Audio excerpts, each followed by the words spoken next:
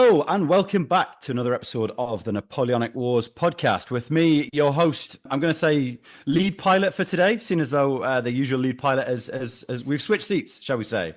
Me, Liam Telfer, and in the co-pilot seat is Dr. Zach White. Who better to join us for a discussion on all things Austerlitz than Alex Mikaberidze, author of probably one of the best works on the Napoleonic Wars, the global history, absolutely seminal work.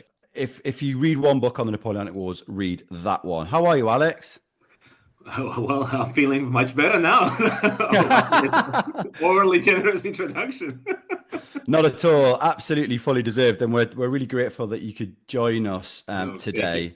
Usual set the scene type question here, Alex. You know, how do we get here? What's the bigger geopolitical picture that leads to this war, and give us a sense of how Napoleon's forces and the Allied, of course, the Allied armies get to Austerlitz in December 1805. All right. Well, I think in order to fully appreciate what happened in 1805, we need to take a step back in time, at least 3 years back. So we know that Austerlitz is taking place at the end of 1805, but really the starting point of it, I think, is the end of what we now as historians call French Revolutionary Wars, which come to an end through a series of treaties, the most famous of which are Luneville and Amiens, signed in 1801 and 1802. And the hope was that after essentially a decade of remarkable revolutionary turmoil, that these treaties will be the basis for a durable peace in Europe. And almost as soon as these treaties are signed, especially as soon as Amiens is signed, and I think it wouldn't be exaggeration to say that the ink wasn't even dry on Amiens when the realization sets in that these treaties or the peace that they create in Europe is not durable enough. And I think fundamental problem, if we borrow from Thucydides, is that we have the rising power of France and the fear that it inspires, right? Because after 10 years of warfare, the reality is that in 1802, France won and won triumphantly. It secured its interest in Western Europe. It asserted its dominance in Switzerland, in southern Germany, in Italy, in what is today Belgium, Netherlands. It has essentially accomplished more than Louis XIV ever dreamed about, and we know the reaction of Europe back at the end of the 17th century to the rising power of France. And so essentially, what we're dealing here is a rising power of one country and the fear that it evokes in other countries, especially because there is no clarity whether France will stop. Even during the peace, essentially after Amiens, we see continued annexations. Piedmont, for example, in northern Italy, we have continuous aggrandizement of French interests, and that, of course, creates this fear that Napoleon will be able to exploit peace to continue to build up France, and the only way to contain him is through violence, through conflict. And we know that in 1803, in spring of 1803, the peace collapses. Of course, Napoleon's admirers like to point out that the collapse of the peace is largely on the shoulders of the British government. But of course, as I pointed out, Napoleon was very astute at pushing the limits of peace, leaving no choice for his opponents but to confront him by the force of arms. We know, you guys know that in 1803 and 1804, we have the French scare in Britain, this perception that Napoleon is building up an army at the great camps along the Atlantic coastline for the invasion of British islands. And the response to it is the British diplomacy trying to create a coalition that will tap these existing grievances of Prussia, of Russia, of Austria, in order to confront Napoleon not on the shores of, let's say, England or Wales, but rather to confront him on the continent. And it's very successful, especially in the first half of 1805, when you have European diplomats shuttling kind of back and forth to hammer out this, what we now call Third Anti-French Coalition. And there are a series of agreements. First, in January of 1805, we have an agreement between Russia and Sweden. Then we have essentially Convention of St. Petersburg between Britain and Russia, signed in April. And the goal, if you read these agreements, followed by Austrian joining and Naples joining this coalition, if you read these agreements, you'll see that the idea here is not to undo the French Revolution. It's not even, quote unquote, regime change, but rather the goal is to, and I'll quote it, to reestablish the peace and equilibrium in Europe. So essentially the goal is this traditional perception of maintaining balance of power, some sense of equilibrium. So all these treaties are full of references to security, to tranquility. Even one of my favorite passages is a reference to so-called federative system, which would maintain peace and stability in Europe. And so by 1805, therefore, we have this coalition in place that is willing to confront Napoleon. Maybe there should be a break. You can ask a follow-up question. What are the plans? And we can roll from there, because I think there's a need to break up the flow. Alex, thank you for that. So that gives us kind of the macro picture there.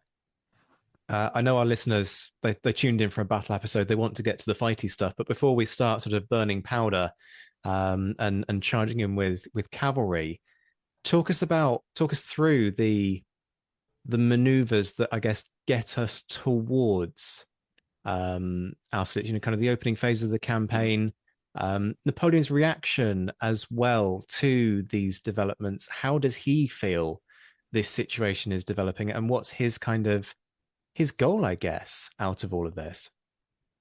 Well, we have to bear in mind that we have essentially two very different approaches to war, I would say, which ultimately play out and lead up and essentially culminate in the triumph at Austerlitz.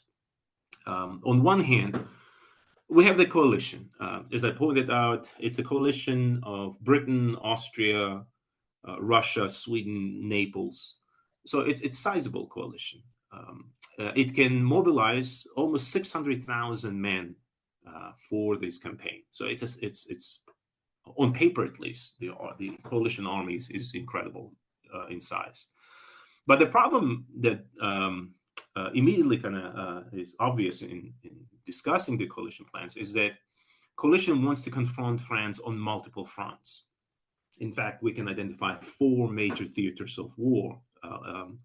The first one will be the one in southern Germany, and this is where we have Austrian and Russian army operating together. But I do want to point out that the main Austrian army is not in southern Germany, right? It's actually a smaller German Austrian army led by Archduke Ferdinand that is deployed here, supported by the Russian force led by Mikhail Kutuzov, whose biography I recently published. The main Austrian army is actually in the second theater of war, and that is in northern Italy. And I think here, in many ways, there is a miscalculation, because the expectation is that the campaign, or the focal point of the campaign, will be in northern Italy rather than in Germany. On top of it, we have about 45,000 Russian, British, and Neapolitan troops that will be operating in southern Italy.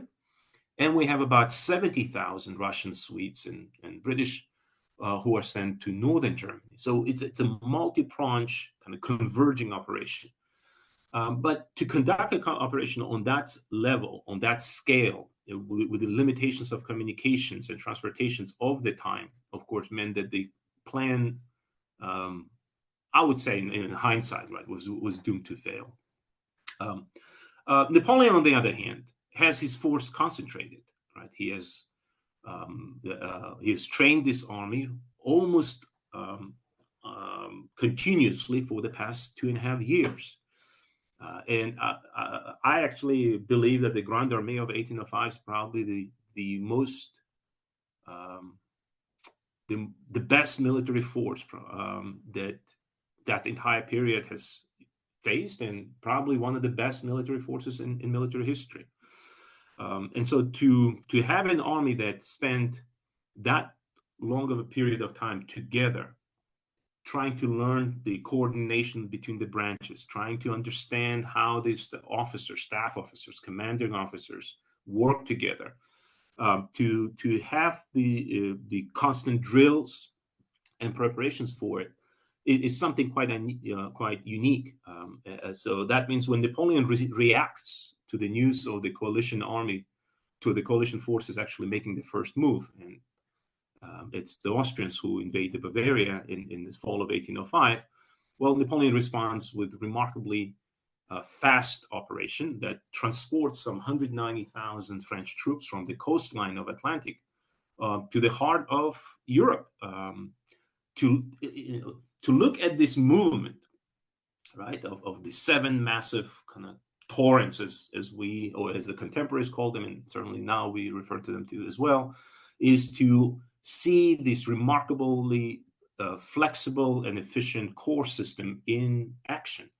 Now, Napoleon didn't invent the corps system. We know that, right? It came through innovations of previous commanders. But Napoleon brought the corps system to the pinnacle of its efficiency.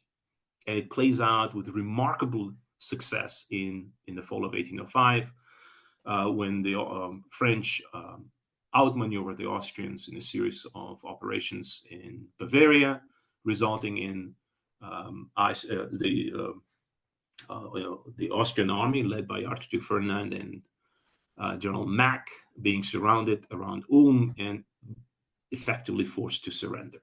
Now, the news of what happened at Ulm shocks Europe. I mean, I've looked at the Russian side of it, and the Russian officers are literally bewildered that an army of that size can be simply outmaneuvered, outmarched, and forced to surrender without, quote unquote, firing a shot. Of course, we know there were some actions, right? But the perception is that the Austrians were simply outsmarted. And so from the Russian point of view, there was no way they could have contained Napoleon's torrent. Now, you have to bear in mind that Kutuzov, who marched to the Austrian support, started with about 50,000+ men, and by the time he reaches Bavaria, or after about 750-mile march, he only has half of that man. So the Russian army is in many ways is a token of its actual strength. So Kutuzov smartly decides to retreat back, ignoring the Austrian repeated requests to stand the ground and confront Napoleon. And actually, from the Russian point of view, Austrian demands to fight the French actually is quite annoying, because the Austrians themselves just blew it. They just got hammered at Ulm, and now they're asking a Russian army that is about 1/7 the size of our French army to fight Napoleon, and where? In the narrows of the Valley of Danube. So Kutuzov smartly chooses to retreat. In fact, that actually brings me to a really important element of this campaign that I think would have changed the entire outcome of the war if sane suggestions, kind of reasons or advice that Kutuzov shared with his superiors had been listened to. Now, as Kutuzov is retreating, he actually advises his immediate superiors, and this is a commander-in-chief. The only others who are above him are the emperors Alexander and Francis of Austria. And so he actually advises them that the best way to confront Napoleon is actually through prolonged asymmetrical warfare. Kutuzov has seen the French operational mobility in action, right? The retreat from Bavaria to a small town of Olmütz in northern Austria showed him how effective the French corps system is. And so Kutuzov is actually very concerned about Napoleon's ability to divide his forces, to move fast, and then to kind of concentrate his army for the decisive showdown with an enemy. So he's aware of this. He's also aware that the coalition warfare, in this case Russian and Austrian warfare, is full of challenges. There's constant friction between the Russian and Austrian officers. There are actually accusations that Russians levy against Austrians of treason, of betrayal. There's a wonderful scene when Murat, the French Marshal Murat, arrives at one of the monasteries, and he actually talks to the local monks, and they tell him that the Russians and Austrians who stayed there the day before almost came to blows over these accusations of who was responsible for the failure of the campaign. He also, Kutuzov knows all of this, and so what he argues is that instead of confronting Napoleon, that a simple delay of the operations would, in a very short time, constrain Napoleon operationally, strategically, and force him to fall back to France. Again, think by late October, November, Napoleon is operating some 600 miles from France, right, or at least from Paris, up 600 miles into Central Europe. He is away from his supply bases. His operational and communication lines are exposed. His army, through strategic consumption, through the attrition, has been tremendously reduced, right? If we talk about 190,000+ at the great camps at Boulogne, by the time we get to November, Napoleon has a third of that army, right? On the other hand, the coalition force, because it has been dealing with this Napoleonic success, is actually benefiting from the time because it can bring the forces together. And the most important of this force, the two most important forces, the Austrians from Italy under the best Austrian general, Archduke Charles, who has been recalled from northern Italy to come to the rescue of the Austrian crown. And at this time, by November, Archduke Charles is actually crossing the Alps, the southeastern or kind of eastern portion of the Alps, in order to get to the Hungarian plains and then march up towards Vienna. And the second important force is, of course, the Russian reinforcements. Tens of thousands of them are coming. On top of it, right, if just this force arrived, we talk about some 90,000 Austrian troops, about 60,000 plus Russian troops. If they only arrived and reinforced the main coalition force, they would have outnumbered Napoleon 3-1. But on top of it, we know that Alexander, Russian emperor, stopped by on his way to join the army. He stopped by in Berlin, where he convinced the Prussian king, Frederick William, to make a stand. Right? Now, Prussia has been neutral in relationship with France since 1795, but right now in 1805, Alexander is telling Frederick William that Prussians have to make a choice.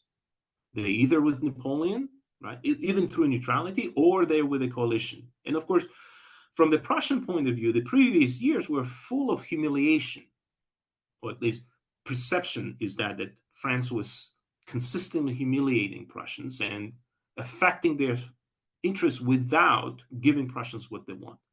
And so Frederick William promises that he will send an ambassador to talk to Napoleon. And if Napoleon declines the mediation, Prussian mediation, then Prussia will join the war, mobilizing some 180,000 men.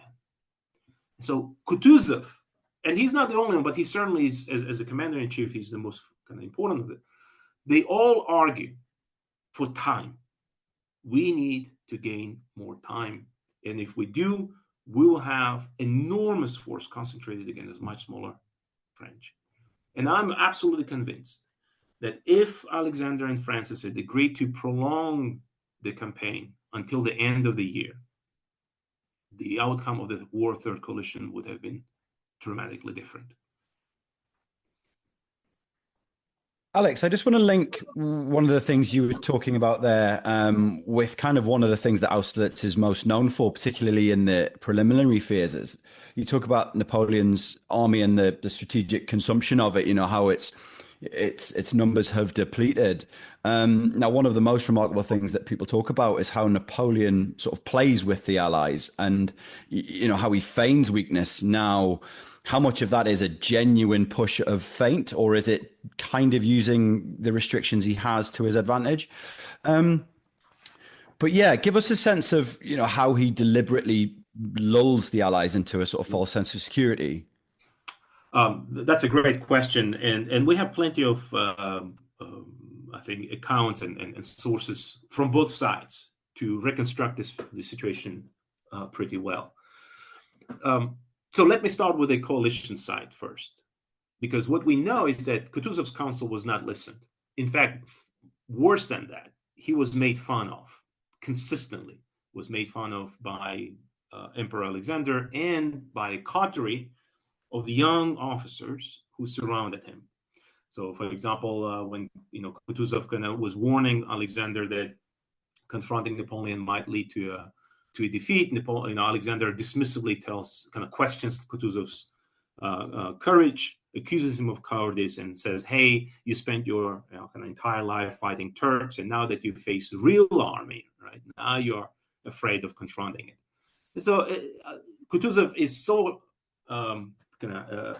feels so insulted by these comments that he starts to retreat to the background, to excuse himself from being involved in decision making, and that means that around Alexander, we have the group of officers, all of them in their kind of late 20s, early 30s, who had very little military experience to speak of, that are now influencing the decision making. And of course, the most iconic in a bad way, right? The most infamous of these young men is Peter Dolgorukov, a sign of a distinguished Russian family of princes who was born with silver spoon in his mouth, a giant silver spoon in his mouth, because he was enrolled in the Russian Imperial Guard at the tender age of just 3 months old. Zach, I don't know what you were doing at 3 months old, but I was designing rocket ships at that point, Alex. Like, honestly, what's he doing? Well, let me make all of us feel inadequate, because by the time he's 15, he's already captain of the Imperial Guard. By 21, he's a major general and the adjutant to the Russian emperor. So every time I think of Peter, I feel a little bit inadequate.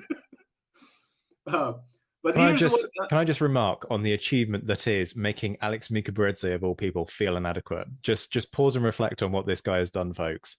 Hey, at 21, I've published my first book, but I was not major general. And that book wasn't even that good.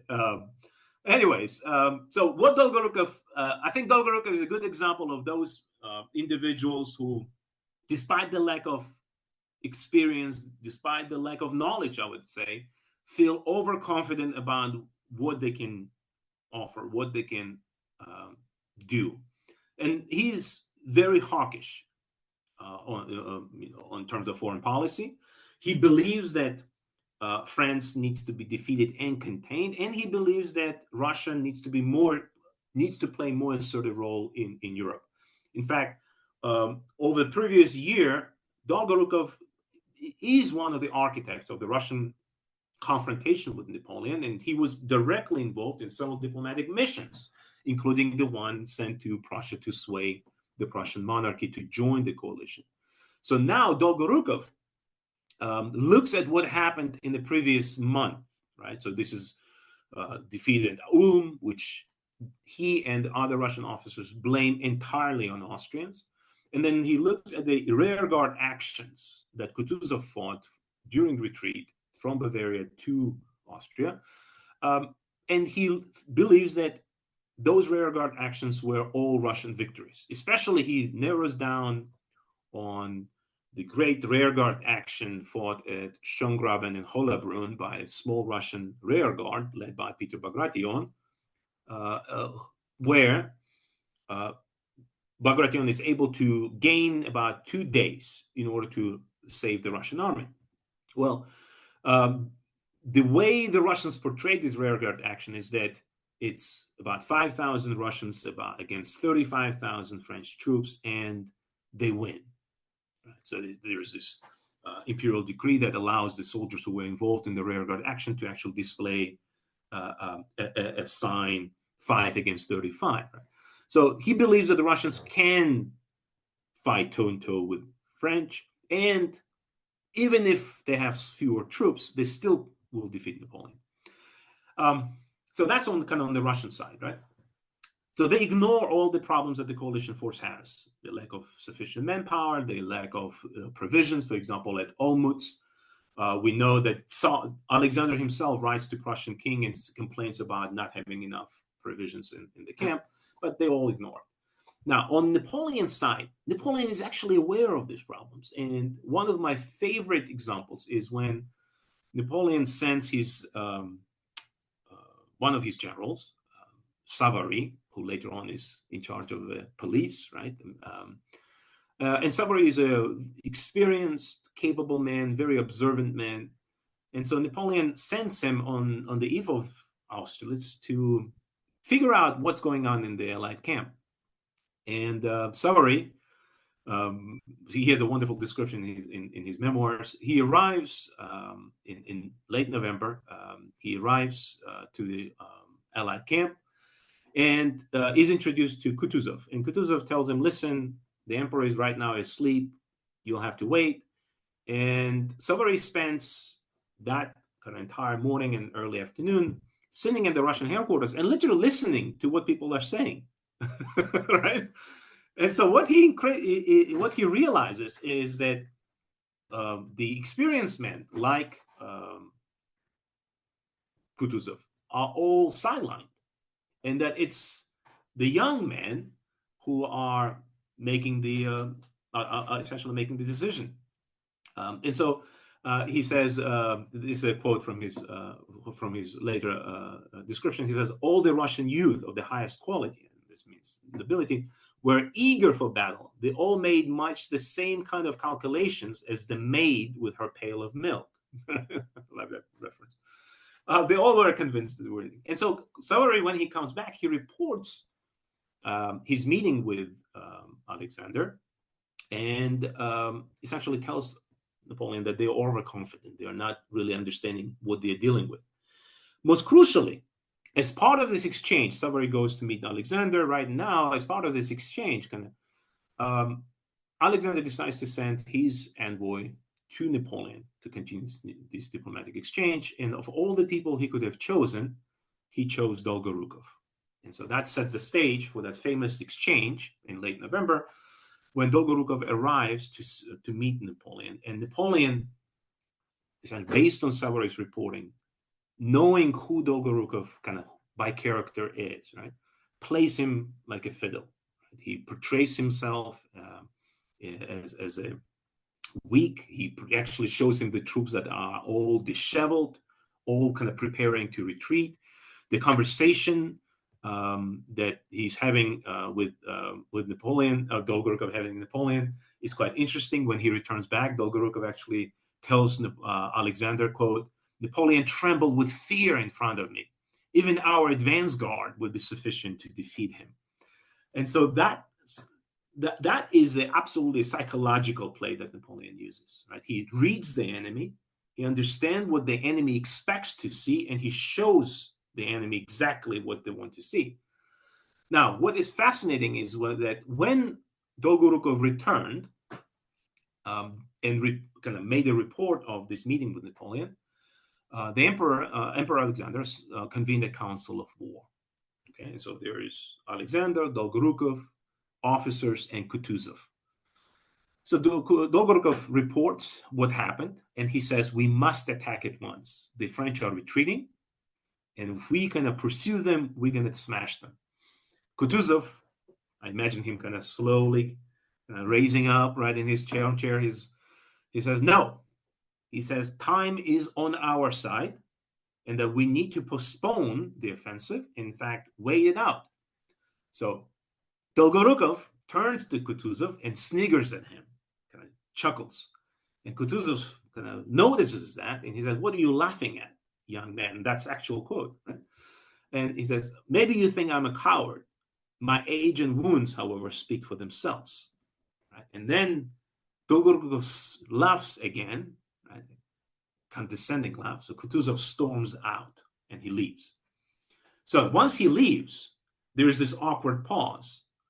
Dolgorukov looks at Tsar, right, at Alexander. He notices that he's deep in thought. Right? Essentially, two sides are playing out in his head.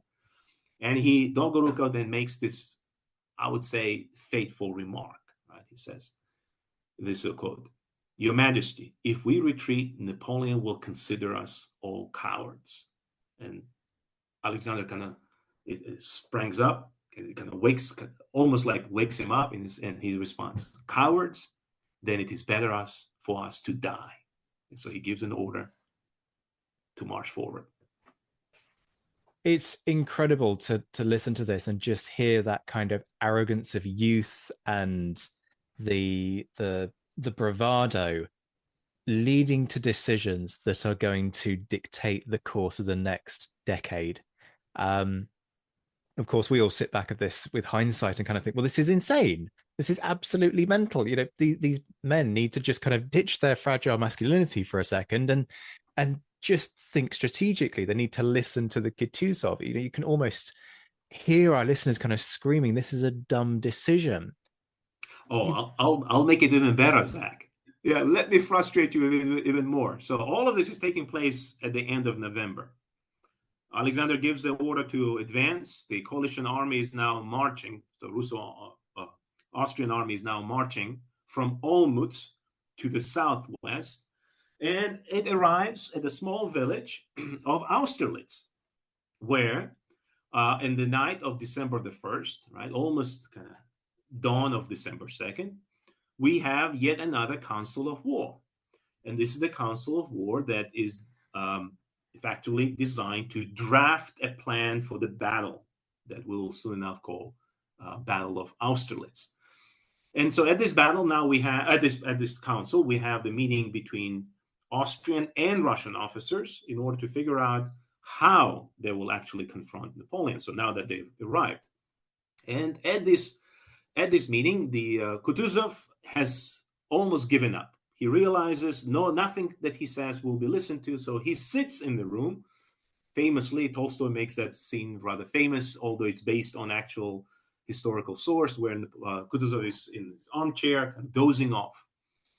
Around him, we have other Russian generals, Generals Dokhturov, Langeron, Przemysłowski, and so on. And most crucially, we have in the room an Austrian officer, Weyrother.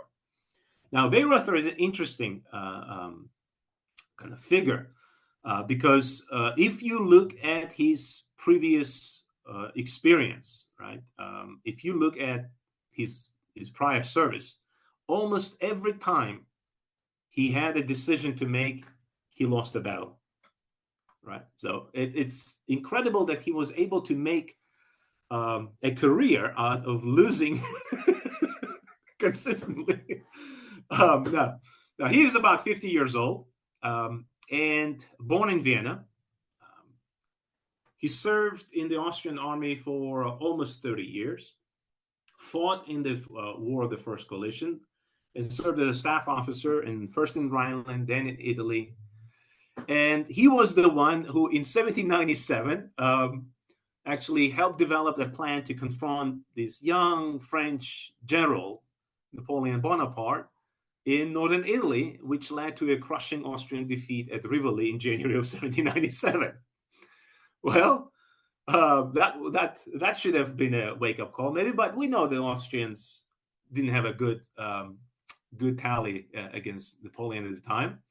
Weyrother somewhat recovered his reputation 2 years later when Russians came to fight the French in 1799.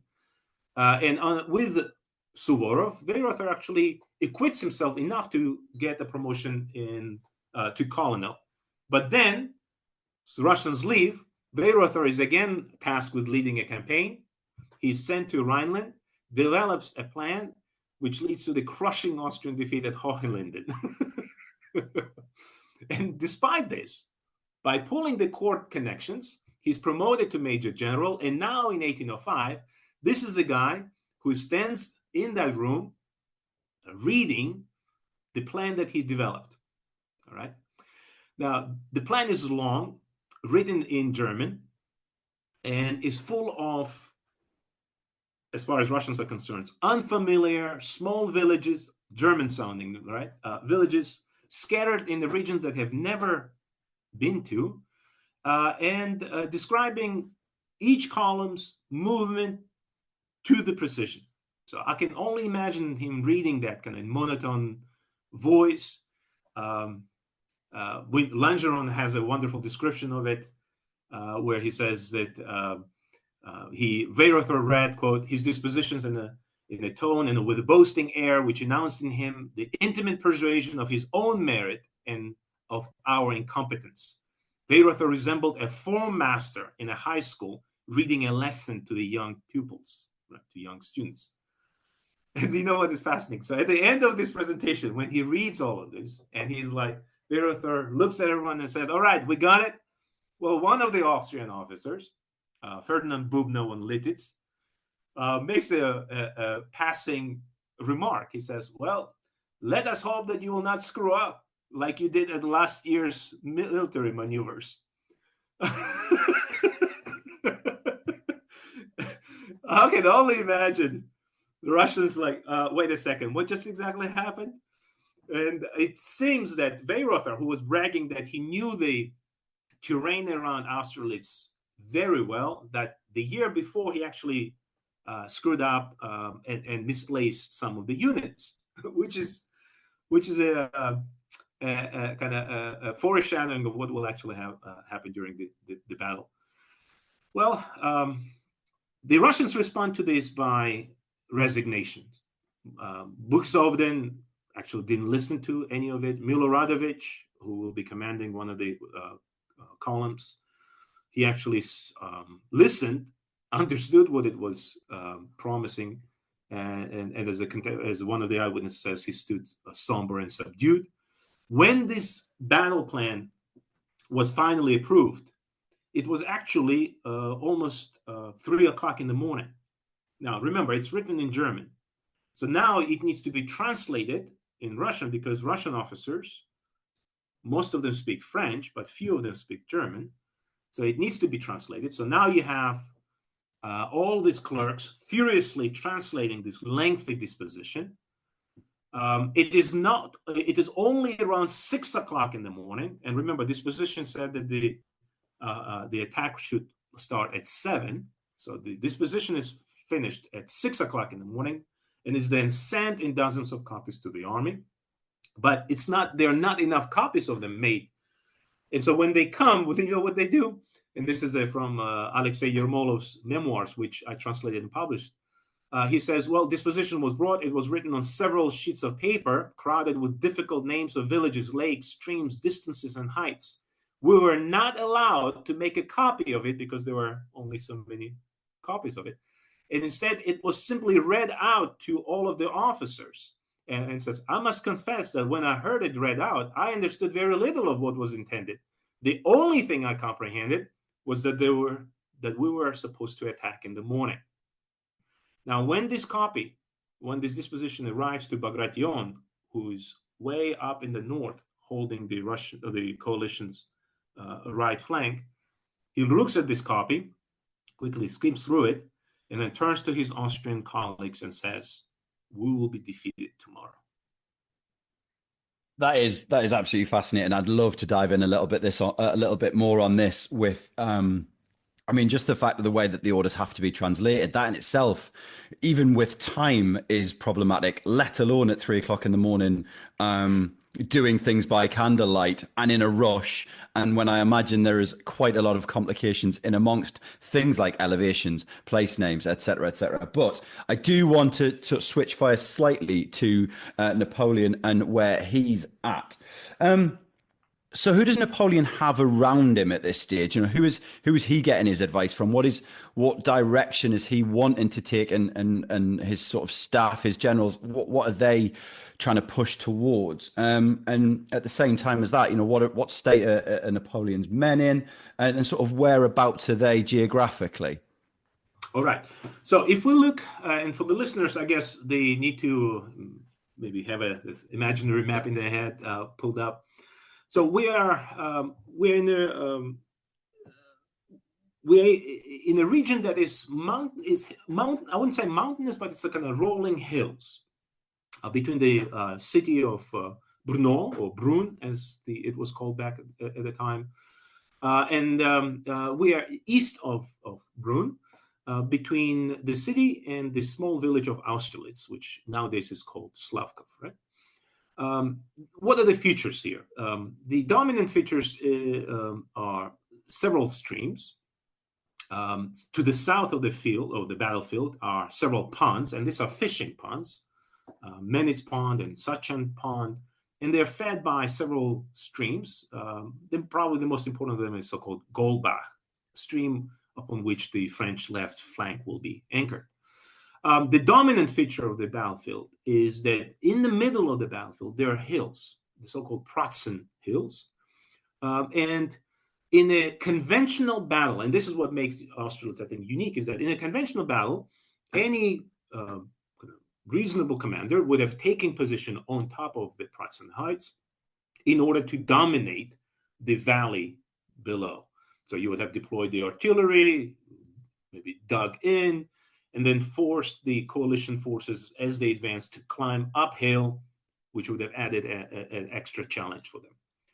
But as it was, Napoleon, however, wants something different, right? What he's worried is that the battle that he fights, if he fights a conventional battle, it will not be decisive enough, and will allow the coalition then to continue to fight another day, get the reinforcements, and stuff like that. And so what he wants is something different. And see, unlike the coalition, who've not examined the battlefield in sufficient detail, because, again, from the Russian point of view, they have Austrians here. Austrians had army maneuvers the year before that. They should know this place well, right? So they rely on the coalition partners.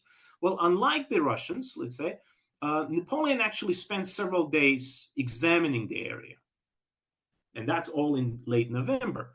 He looked at the terrain features. He notices, for example, the prevailing kind of weather pattern, including the fact that the mornings are covered with thick fog. He identifies the positions that his army can hold if he decides to give up the Pratzen. And that goes back to, Lim, what you were asking about, kind of psychological element in all of this. If Napoleon had stood on the Pratzen heights, again, it would have been a conventional battle, but it would have been kind of something expected from him. The fact that he's given up this remarkably advantageous position only reinforced the perception the coalition has that Napoleon is weak. Why? Otherwise, why would you give up this position? We expected you to stay here and fight. But instead, you're giving it up, you're retreating. That means you're weak, and you're planning to continue to retreat. And so the coalition plan, therefore, is to take the Pratzen height, pin down Napoleon's left flank, and then use the rest of their force to roll it up, roll the rest of their French army and push it up to Brunn, and then further into the hills, where they would be cut off from the main road leading to Vienna, cut off from their supply and communication lines, and destroyed. Now, Napoleon wants exactly that. And this is the genius of it. And this is where Napoleon really is a superb military commander at the prime, because at each stage, he anticipates what the enemy's response will be to his decisions. And that's, again, it's a very hard thing to do. Of course, as late as December, I would say December 1st, evening of December 1st, the campaign could have gone very differently if the coalition listened to Kutuzov, if they had listened to Liechtenstein, if they had listened to these more experienced commanders who urged restraint. Then we would have been talking about how foolish Napoleon was right, in trying to do all this.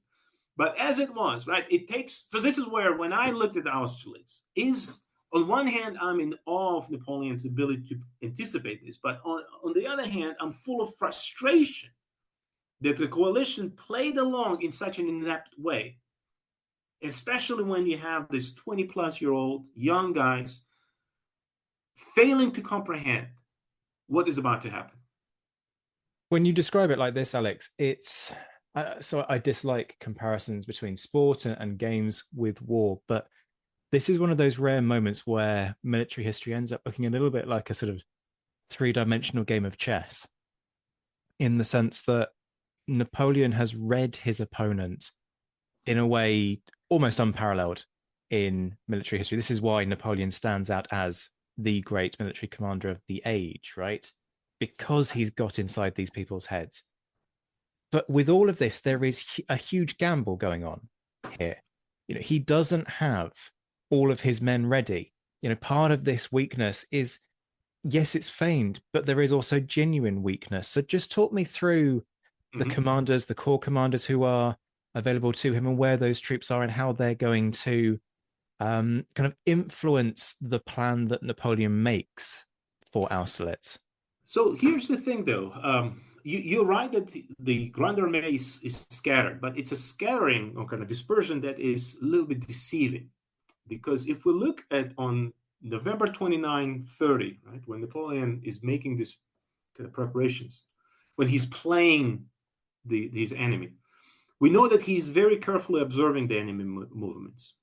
We know that he's ordering Marshals Murat, Lannes, and Soult to slowly fall back in front of the coalition force towards Brünn, while maintaining this dense cavalry screen. So what it means is that, on one hand, the fact that these three corps are falling back reinforces the perception of French weakness, but the presence of the cavalry screen denies the coalition ability to look beyond it, to see, is this actual weakness or is it pretend weakness?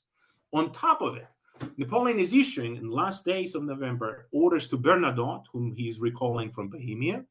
And, of course, most famously, he's ordering Davout to come up with his third corps with haste from Vienna. Now, Marshal Mortier is left behind with his corps to secure the Austrian capital. But in the way Napoleon envisions this on 29 and 30, he knows that he could expect to have 56,000 men within 24 hours of the Allied offensive, which starts on 29 of November. He knows that he will have 70,000 within 2 days, 80,000 in 3 days, and 90,000 by the fourth day. So this disbursement, therefore, is there. Of course, they need to have space to feed their troops, right? But on the other hand, it's a reflection of a flexibility of the French corps system that allows it to concentrate his force within the sufficient amount of time to fight. Now, this is where, if the Allies had started the offensive, then they should have pursued it with all the necessary haste, pushed forward with understanding that Napoleon would have gained more troops with each passing day. As it was when the offensive began on 29 of November, it took them almost 3 days, right, 29, 30, and then 1st, to get to Austerlitz, which is a short marching distance. So the way the coalition conducts this offensive also reinforces or gives the Napoleon an advantage. Speaking of Davout's corps, of course, there's much we can talk about Davout's corps in 1805, and I think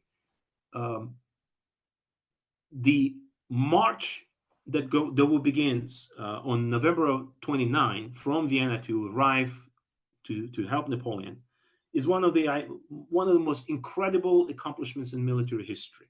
And the reason why I'm saying is that, remember that, so this is soldiers who have to carry 3 days rations, 60 cartridges, their muskets, all the uniform, right? And they're expected to march no, 78 actually, 78 miles, which they do in 46 hours. 46 hours. But wait, there is more. We oftentimes remember that part, Davout's march up to Austerlitz. But if we break it down, especially if we look at one of his divisions, General Friant's division, then you'll see that between 9 p.m. on November 29 to 9 p.m. on November 30th, on that one day, that division marched 53 miles, followed by another 25 miles, which means that division alone, right, covered those 78 miles in 46 hours, but then continued to march, fight, and then pursue the enemy, which meant that in total, in less than 5 days, they covered 112 miles. It's a staggering accomplishment. And it goes back to this idea that the reference that you made to the French soldier. The French soldier in 1805 is part of one of the greatest fighting machines that ever existed. And they understand that.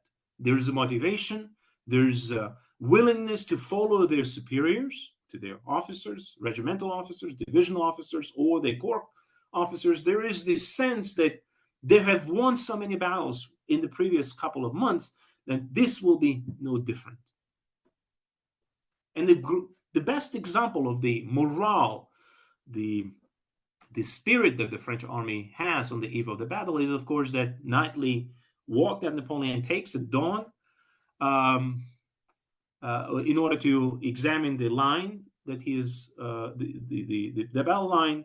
And the soldiers greet him, of course, by lighting up the great torches and cheering his name, right? Shouting, "Vive l'Empereur!" And that scene, and there is a wonderful painting of it, but I don't think it really fully conveys the majesty of what it would have been like to be with Napoleon and riding down the line, and each regiment lighting with torches and this entire line kind of lighting it up. I mean, it's one of the most iconic scenes of Napoleonic era.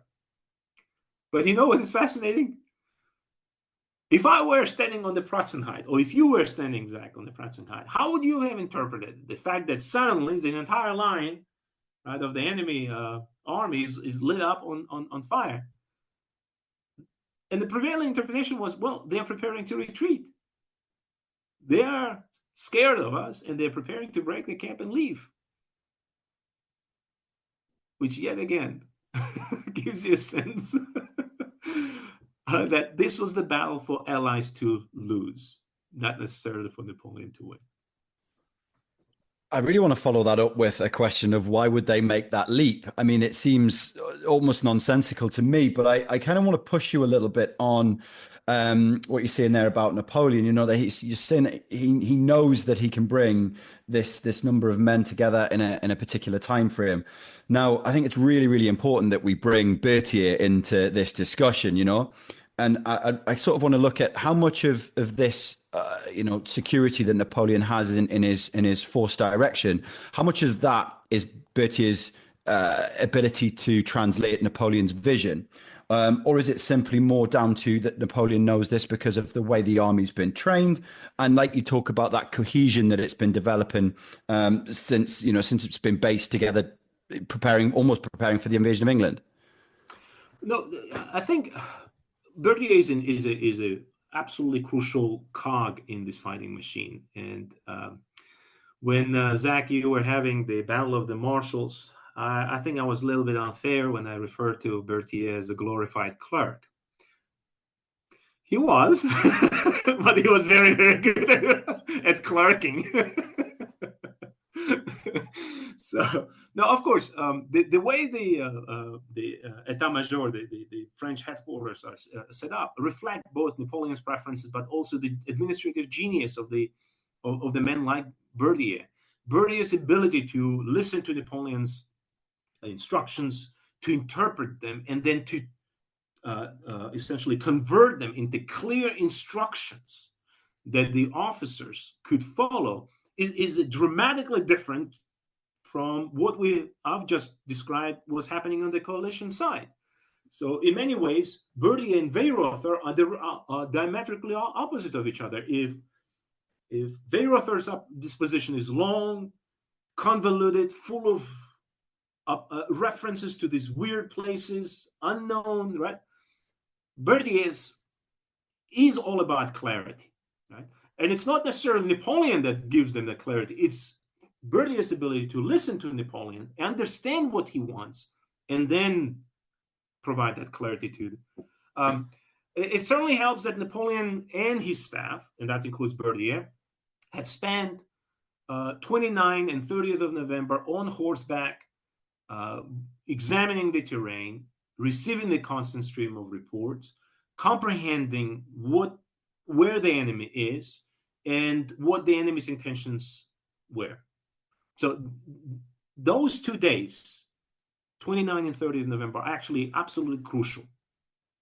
As I pointed out, had the Allies attacked more rigorously and engaged Napoleon on November 30th or even December the 1st, it would have meant that Napoleon would have fought with fewer troops, right? If he had accepted the battle, right? Say, he would have had to fight with fewer troops. Davout would not have been able to come, and neither would have Bernadotte.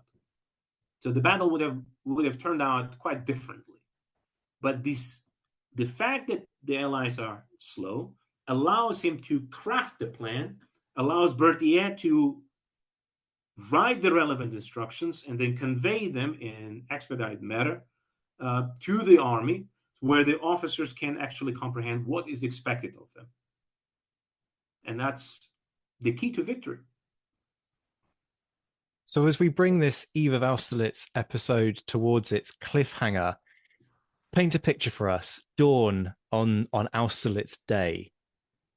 What does it look like? What's hanging in the balance here? Are there any indications that this is going to be the big moment that's going to define fundamentally the course of the next decade? Or is this just a very normal day, just another battle in prospect? Or is there kind of an underlying confidence on both sides that, no, this is going to be a big one and we reckon that we can carry the day? What's the mood? I think both sides expect that something big will come out of it. Napoleon, we know that he had a conversation with generals about the giving up the Protestant Heights, right? Because once again, that decision would have raised some eyebrows among the French generals themselves, and Napoleon explains why he makes the decision. And one of the interesting things that he states is that he says, quote, if we hold and kind of fight it, we'll fight a, quote, an ordinary battle.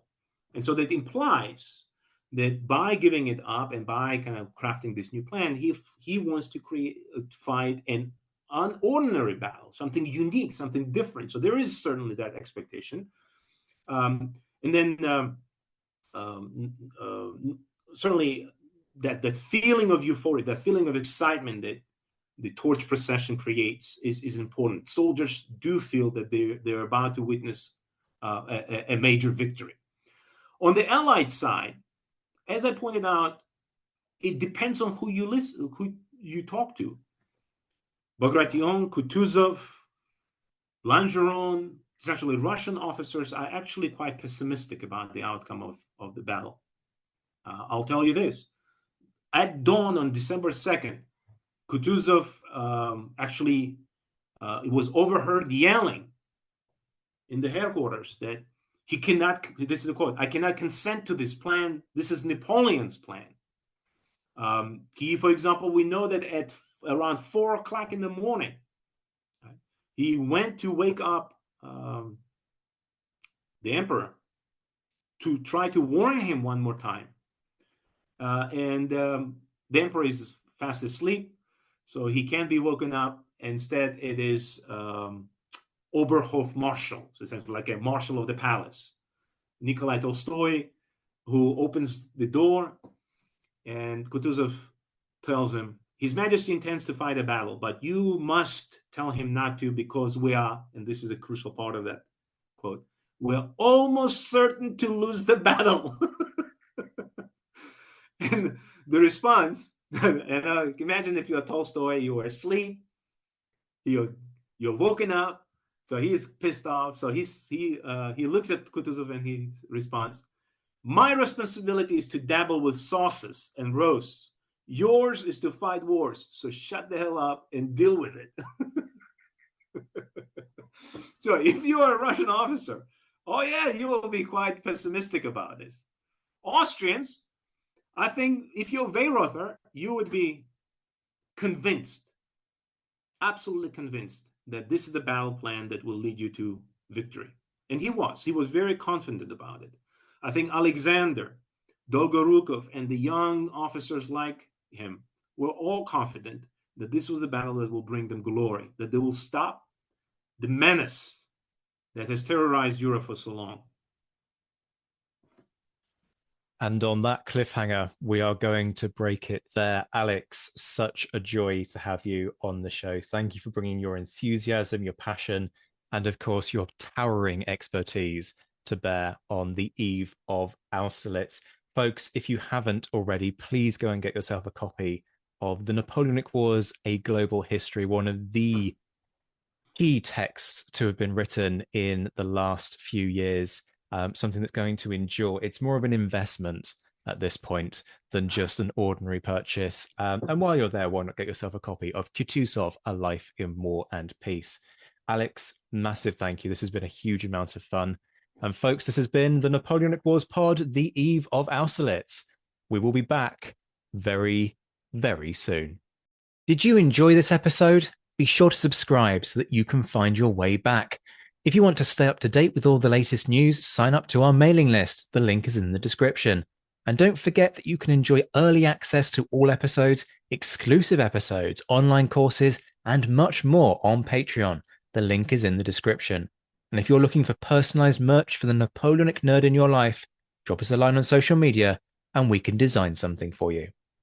Shout outs to our patrons who, at the time of recording in mid-July 2025, were in the mentioned in dispatches tier: Brendan Teeling, Beatrice de Graaf, Lynn Dawson, Jim Deary, Josh Keeney, Colin Fieldhouse, Jim Getz, Jeff Maple, Robin Brasher, Indiana Fats, Stephen Gillen, Hugh Brennan, Alistair Campbell-Grieve, Andy Meakin, Mark Anscombe, Rob Coughlin, Bruins Girl, Noah Fink, Miles Reedy, Nick Overland, Graham Goodwin, Chris Pramas, Anthony Gumbau, Anonymous American, James Fluick, Natasha Hobday, Rod Schwager, Chris Kimball, Gary Dennis, Ted Andrews, Richard Anderson, Arthur Forgy, Sam Moore, Wyatt Pollock, Joe Ayres, Peter Finley, Giovanni, Steve Gillen, Jean-Baptiste Van Merlen, Daniel Friedman, Neil Reed, Jonathan Willits, Wojciech Stefanovic, Zach Johnson, and Simon Weathers.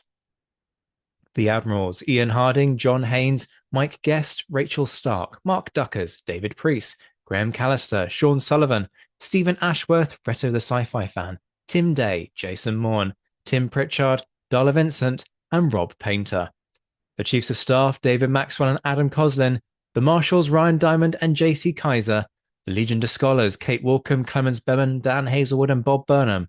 And in the Crown Yourself tier, Emperor of the First French Empire Todd Campbell and the Duke of Wellington Laird Campbell. We'll be back very soon, but until then, this has been the Napoleonic Wars Pod. On behalf of myself, Liam, Luke, and Josh, take care of yourselves, folks. Stay well. And as always, thank you for listening.